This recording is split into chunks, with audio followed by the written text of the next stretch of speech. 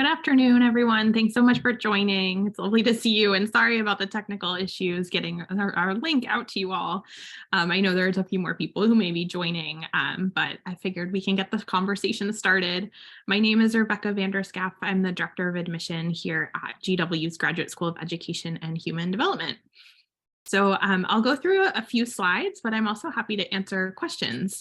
So if you have those, feel free to go ahead and chat them in the chat box, and we can certainly chat about whatever you want to do about funding. So in this presentation, I'm going to go over how to calculate the cost of attendance, what types of funding are available to students here at GW, and then tips to maximize your return on investment. So our tuition rates are prepared on this really confusing spreadsheet that GW gives us, and the link is here on this page. We often will put the tuition rate on our program pages as well, and then you can also find it in our in the admissions section under funding your education. But to calculate your full cost, you'll need that current rate of tuition and fees, the number of credits required for your program for graduation, and then any scholarships, tuition discounts, or grants that you're going to be applying to your program. So to access that tuition sheet to see what the tuition is, that link takes you to this page. You'll click on Graduate School of Education and Human Development, and then it takes you to our spreadsheet here. So this is updated for the 23 to 24 school year. And essentially how you want to read this is our tuition rate is this $18.70 number per credit, except if you're in any of the programs listed below. So for example, if you're looking at our Educational Leadership and Administration program online, the EDD, you have this $14.85 credit rate instead. Our fees are listed down here. Most of these might not apply to you, so make sure to read carefully before just adding everything up. The matriculation fee is for every entering student, so that's something that's charged once.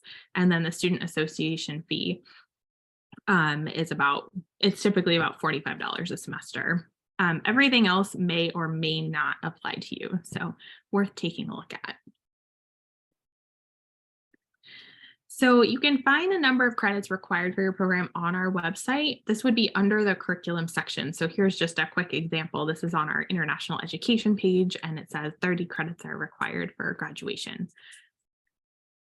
If you are awarded a scholarship, it would show up in your admission letter. So in this case, the student has been awarded a $5,000 scholarship to be evenly distributed over 2 semesters. So that's $2,500 each semester for their first 2. So to get to that cost of attendance, we're multiplying the per credit rate tuition by number of credits required for graduation plus fees and minus any scholarship. And so here's just a quick example. If tuition were $1,400 per credit and 30 credits were required, the student got about a $20,000 scholarship. And so you can see his expected full cost of attendance. This isn't perfect because tuition typically changes each year, but this should give you a general idea of sort of what the cost is looking like.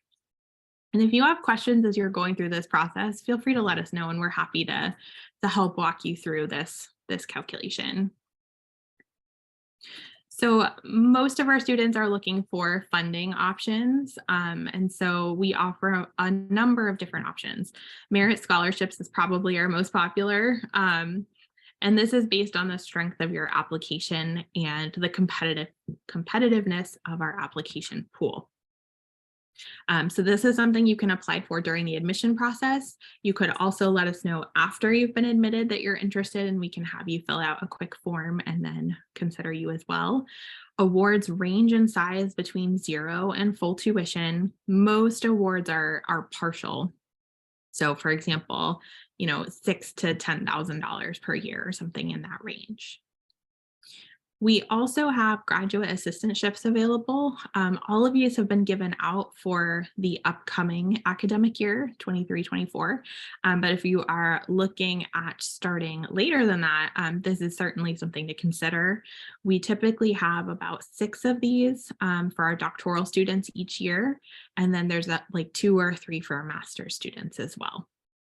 So this provides most or all of tuition and then some salary or stipend on top of that. A lot of our programs are set up so that the courses are taught in the evenings or on the weekends. And this really helps to accommodate any students who want to work during the program. Some of our students are already working. So for example, we'll have like K through 12 teachers and they want to take classes after class is over, during the week. And then we have students who are not currently working, but they want to do a paid internship or they want to work on campus. And so this schedule allows them to be able to do all of that in order to grow their resume while they're attending an academic program. And then finally, we have endowment awards. These are typically reserved for current students.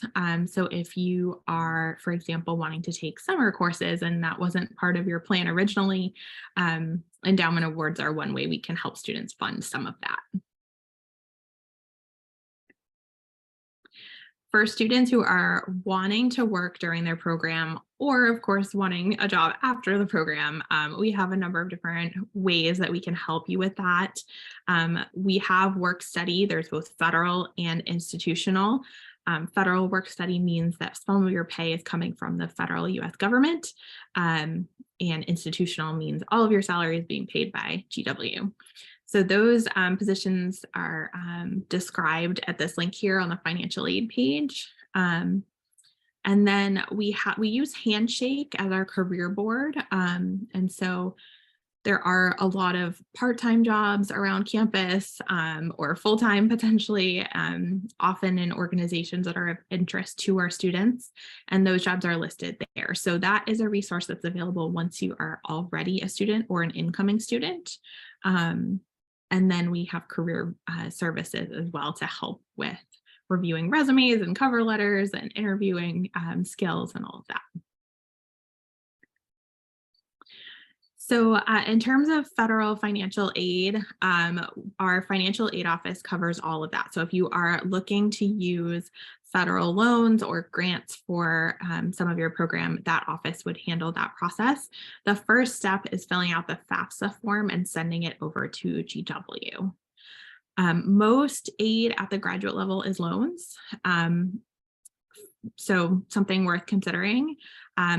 For those not wanting to take federal loans or not eligible, private loans are another option. I encourage you to be careful and make sure you read all of the terms of a private loan. And GW offers some advice as well if you're going to look into that. So a few tips and then happy to launch into a sort of a Q&A. If you have questions, feel free to go ahead and put those in the chat.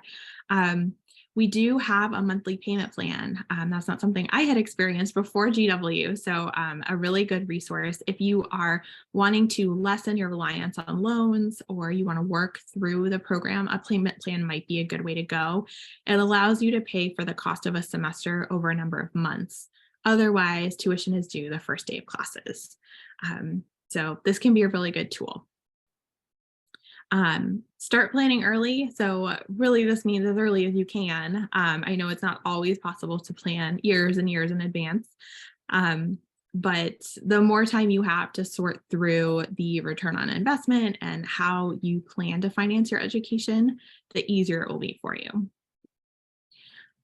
I think a lot of students coming into graduate school, they think a lot about sort of where they want to go after the program, but they sort of forget to calculate the return on investment. I encourage you to do that. It's not necessarily super straightforward, but it also doesn't have to be terribly hard. So usually where I start with this is thinking about what type of job you are aiming for after graduation, and then look up a few examples. What might that salary look like? What are the benefits related to those positions? And then what you want to aim for is for your investment in graduate tuition to be equivalent to no more ideally than about 1 year's salary after graduation. So for example, if your program cost is about $30,000 and your salary after graduation, let's say, is $50,000, that's a really good place to be. It's a lot of students still want to reduce that cost, and so that's where scholarships can come in, but it's certainly a good thing to think about. In terms of loans, it is possible to pay interest as you go. So again, if you're trying to reduce your reliance and debt, that is another option. So between a payment plan and paying interest as you go, a lot of our students have the opportunity to really reduce their reliance on loans. And then finally, just a word of caution about deferring. The very best time to go to graduate school is going to be the earliest point that you feel ready to take advantage of what we have to offer. Graduate school typically gets more expensive over time, and I always want to see you getting that higher salary as soon as you can. Economically, that's typically best. But at the same time, we want to make sure that you are in a position to really benefit from all of the different resources that GW has to offer you. So it's a personal decision, but certainly one I hope you will take into consideration. So I'll stop there. I know this is already a lot of information. What questions do you all have? I'm happy to dive into that. And if you have anything super specific to your own situation, I'm also happy to chat with you offline.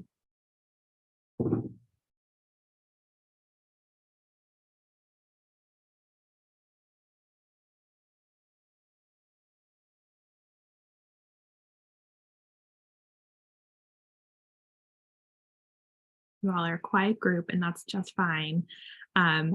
I will put my email in the chat here. And if you have questions later on, please feel free to reach out to me. I am more than happy to connect with you and chat through any of this or more related to how our students finance their education. I know it's not an easy task, but it is certainly possible. This webinar is also already on YouTube, or a version of it is. So if you missed any of it, you can catch us there as well.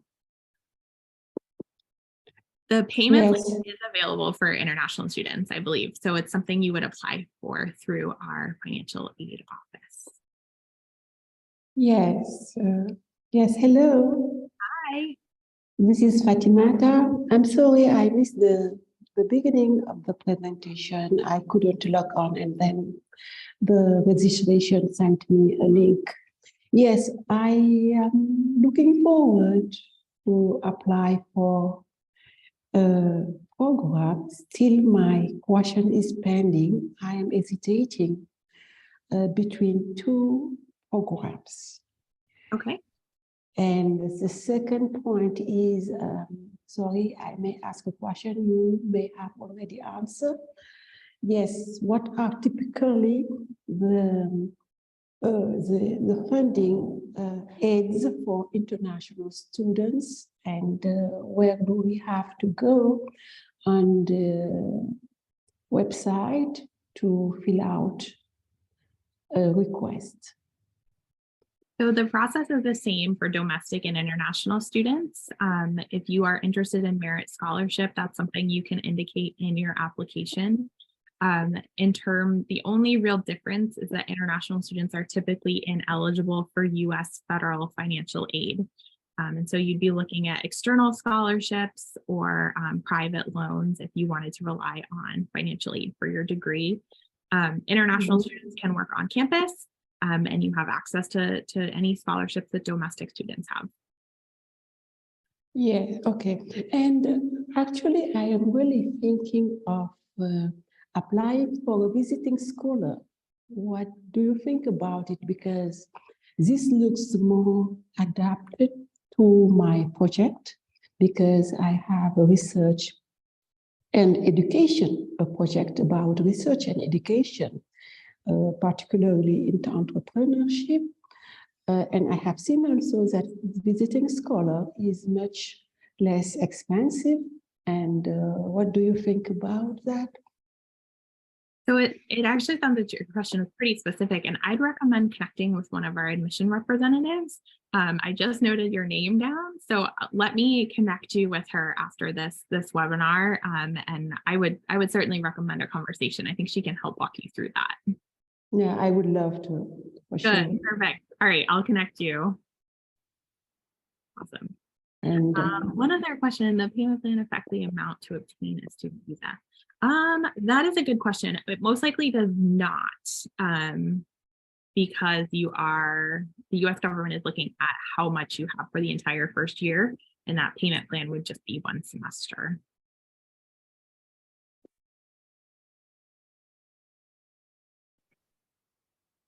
This might be outside the purview of this conversation, but I'm curious if there are many additional expenses for classes that are significant enough that we should maybe consider in advance. Like I came from law school and it was like $800 per semester for books. And I'm assuming there's nothing like that, but I'm just wondering if Yeah, we should be prepared for. it's definitely not like law school, that is for sure. The biggest expenses that I see students having in terms of like books or something like that would be like if they needed a new laptop or anything like that, certainly that would be a big cost. Other than that, I think a lot of our courses are relying on like maybe 1 or 2 textbooks that either is available at the library if needed or is not too expensive.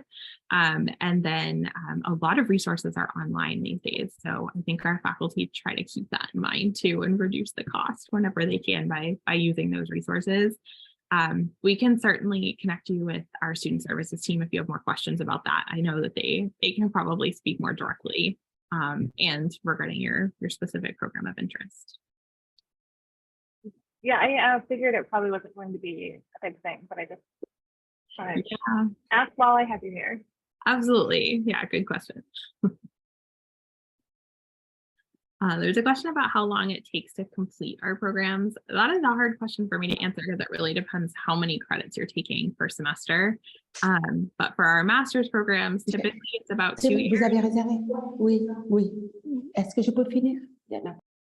And then for our doctoral programs, it's usually, gosh, maybe, I think I've seen it happen in 4 years, but that was very speedy. So probably more like 5 to 7 years, depending on how long you take in dissertation.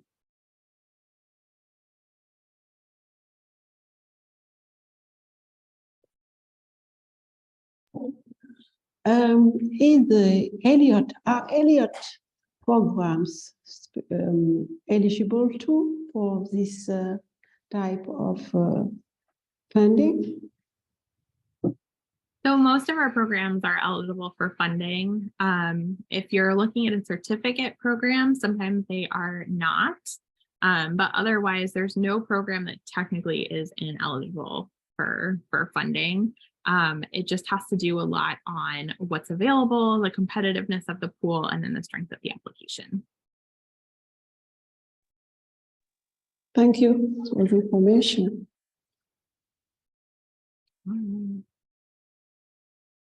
Well, I think I'm going to end here. My email is in the chat, so if you have any other questions, just let me know. And otherwise, I hope to see you apply and attend. And thanks so much for joining us all today. It was lovely to see you. Thank you very much.